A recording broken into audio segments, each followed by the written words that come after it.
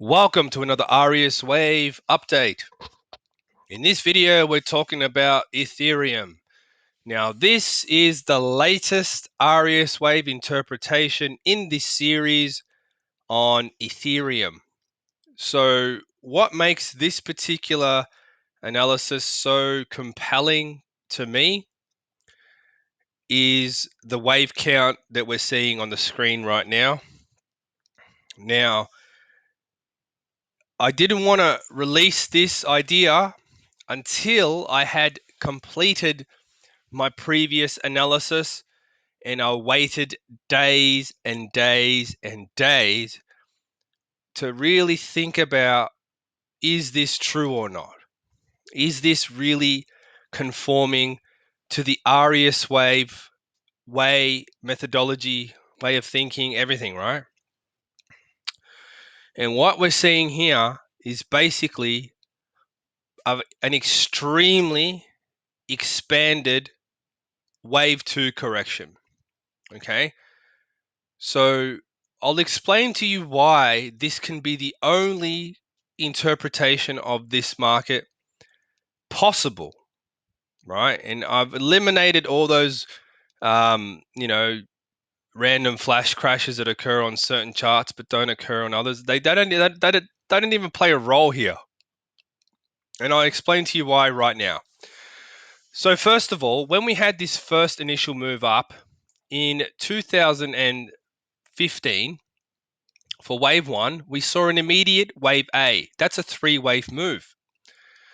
Okay, we never saw anything else after that that could be considered a B wave, except for this. Okay, now why do I believe this is true? Quite simply put, that's a 5-wave move. This is the critical component to this analysis. Okay, if this was a 5-wave move here, well, number one, you're missing a wave because there's only 1, 2, 3, and then what? Are you trying to tell me that this is a 4 and a 5? Well, corrections don't start with 5-wave moves. So that's invalidated already. Okay, this is why Arius wave is critical in analysis. Okay, because it's the process of elimination through, a process of deduction. Okay, this is why I am now so interested in these waves, because they give off clues. And the reason why I didn't get into these waves into cryptos earlier is because we needed to see, well, I needed to see more waves, right? I did not want to get involved in something that didn't really have much historical significance when it comes to the waves. When it comes to Arius wave, I need a good amount of data to see the waves, and by now it's pretty obvious what we're seeing. Okay, this is my opinion, of course. Whatever, you can go and watch someone else's analysis, which is probably pointing towards the moon, no doubt. But this is actually trying to give you a realistic view of what is going on. And Arius wave is unique in that it gives you certain guidelines that help you understand the potential downside. Anyway, so the only way I can give you a potential downside in this particular market, and it's going to be directly related to the Nasdaq, in my opinion, and how it performs over the coming weeks and months more than anything, right? Even year. So this means that this particular, how can I say this? This particular market follows somewhat the Dow Jones and the Nasdaq. Okay, I would say more so than Bitcoin, because Bitcoin, it basically topped out in 2017 and we saw something completely different. Okay, now this is very similar to XRP. Okay, XRP basically created a similar pattern to this. Okay, it's not exact, and it's in terms of timing, it's definitely not exact, right? But given the attention that Ethereum has gotten, being so close behind Bitcoin, it's no surprise why this happened. Okay, but it's going to have its ramifications indeed, and that's just going to mean a larger percentage drop, especially because of what I believe is coming in the markets. That's what I think is going to happen. Okay, so we've nailed this down as an A, a B, a C. So how does this D work? Okay, let's go down to the daily and I'll explain it to you with all the waves. No wave goes unidentified. Okay, so this particular move here has to be an A wave. Okay, that's a 5-wave move. Okay, you can't say that's a zigzag. Okay, it's just there's no way that's a zigzag. Okay, and even if it does look a bit weird, that's because, in my opinion, you had a 1, expanded 2, 3, 4, 5. Okay, that's it. There's nothing else to it. There's no need to go into too much detail on that one. Okay, now that's A wave in brackets. So let's put the A wave in brackets there, like so. Actually, we're blue here for D wave. Okay, and then you had your A, that's a zigzag, B, zigzag, C, 5-wave move, D, zigzag, E. Okay, yeah, you get the gist. Okay, so that's where B wave ended, right there. Okay, so basically what we're seeing now is a C wave. Okay, how high the C wave goes, well, this is the thing with mania bubbles. Good luck trying to piece all that together on one chart. We're using the broader picture to identify when this is going to happen. Okay, all I can say to you is that if you're trading this, there is a bit of upside to go potentially, but I wouldn't bet on too much upside. It's really risky at the moment. So unless you know the small degree wave count on this, I would say this is getting particularly bubbly.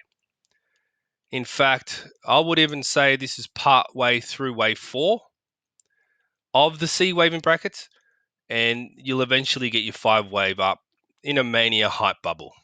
Completely related to the overall market. Nothing to do with Ethereum particularly at this point. So that's my opinion on that. In terms of downside, look, this is an expanded correction already. Typically, if you have an expanded... Okay, so first of all, before I continue with that, this particular trend line channel has no significance really, okay, because it's not using any particular points that I would normally use on a chart. This was just put there sort of to help illustrate, I suppose, the general view that I'm trying to present here. But typically, you'd have to have an E wave in place already to actually use a channel. Okay, so there is no channel. Basically, you can't have a channel until you have an E wave in place. Okay, so in terms of this RES wave channel, this is not an RES wave channel. This is just a channel that I've put on there using current price action. Okay, you can't use this channel to do anything. Okay, in my opinion, I don't think it's wise. Now, I'm not saying that from the highs this channel won't be respected as such. It may be respected, right? But I wouldn't guarantee it. This thing could go much lower. In fact, with what's coming, in my belief, there's no telling. Okay. Now, for me to say that this is going to be a regular expanded correction where it comes back to the end of wave 1, geez, I can't really make that call because that's a long way down. That's actually insane. Okay, so we're just going to play this one by ear and we're going to observe the overall market to determine when a low is in place. If I see a low in that Nasdaq, according to the general market, and a low in the Dow, and other cryptos and stuff like that, I'd be looking at potentially calling a bottom in the E wave on this one. But at the same time, I'd be tracking that E wave like I did with the Tron XRP pair. It's exactly the same thing that's going to happen, right? So already that I've got experience with E waves. I know what an E wave is, right?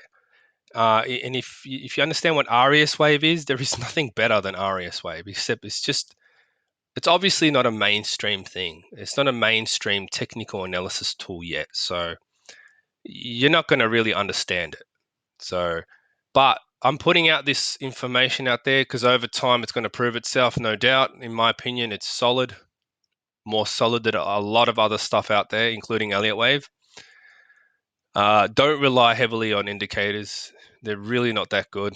And also forget about people on YouTube because they talk rubbish. A lot of them are just trying to talk up their own nonsense, just like Michael Saylor is, and other people who talk nonsense about being bullish and having no idea really what the waves do in general. This is as much information as I can give you on this pair on Ethereum, because it's in bubble territory, like exactly the way that you're seeing the Nasdaq in a D wave. It's the same thing that's going on here, except this D wave started in 2018. So it's its own special kind of incredibly ridiculous bubble. Okay, so I would be this is the kind of time where you should be very careful with what you're doing in this market. Okay, now if you have specific knowledge on the waves, the way I understand the waves to operate, that's great. But in terms of using the waves solely on Ethereum in this particular case, it's already so overextended that you'd have to assume that wave 5 is going to be roughly the same length as wave 3. I don't think there's any other way around this, right? Because wave 1 is definitely going to be the shortest, and wave 2 was short and sharp, so wave 4 is definitely going to be expanded, and then you're going to see that really big hyped up move, and it's going to be weaker than wave 3. Okay, and you're going to notice that. And for those that just take this like nothing, just this is just another day in crypto, this is normal, I think they're going to get wrecked. But for those who pay attention to the slope of the fifth wave, they're going to see that something's not right. But that's just if you're looking at the chart. You're going to be seeing so many other things going on that if you're not tuned in to what's going on in general, you're just going to miss that opportunity. You're not going to see it. Okay. And for anybody who's calling this whole move since March a 5-wave move, you have no idea what you're doing. That's my personal opinion. Okay. You have no idea what you're doing, and you should be very careful if you're using Elliott wave as a guide, because that's the worst tool on the planet. Okay. It was created by somebody who basically didn't even have a computer at their disposal, and yet people today still bow down to that. Now that's like people bowing down to a .com over a crypto. I mean, come on. .com, that's just a website. Crypto's a whole new world. Well, that's the same thing with RES wave versus Elliott wave. It's the same thing. I hope I can make you understand what I'm talking about. I'm just going on and on right now. But this wave 2 is not over. Okay, and if you can see where wave 1 ended on this particular market, you can see that there is no real way to gauge what is going on in cryptos in general, because it's not a solid way. Like, just because everything is going up, it doesn't mean that it means the same thing across the board, because it does not. It literally does not mean that at all. Okay. And it's actually quite crazy, because if you look at Tron, look at the size of its wave A in comparison to this wave 1. okay? And this can't be anything other than wave one, because there is no way a zigzag, well, actually, yeah, in my opinion, there's no way a zigzag is going to be expanded in this degree only to make another high and then completely crash. And that'll be basically just doing what Bitcoin's doing. Am I saying that's not what's happening here? No, that could happen, but that means that uh, this is just following Bitcoin. That's all it means, right? Which is what this is even worse. Okay, I'm actually giving hope here to Ethereum uh, by saying that this is going to correct properly, and then it's going to the moon, like XRP probably will. Otherwise, if this is actually an expanded zigzag, which is in wave D and E, and then it's going to do the C wave in brackets, forget about it. This is following Bitcoin, and that's it. It's basically the same kind of BS. But we won't really know until we get there. That's probably the only thing I can't tell you right now about Ethereum, because of how can I say? It's actually an interesting point, but I doubt it. Anyway, let's cross that bridge when we get there. Fractal patterns are interesting. There are certain things that can happen that can invalidate your view, and it's either one of two things. This is either going to be a really deep correction or it's going to be a really shallow one, and then it's going to make one more high, and then it's going to correct deeply anyway. And if it does that, I would be betting that this is going to do exactly what Bitcoin does. So yeah, that's, geez. I'm going to add that to my notes because that's actually really important. That's a noteworthy suggestion. Anyway, hopefully you found this video interesting and informative. Thank you for watching.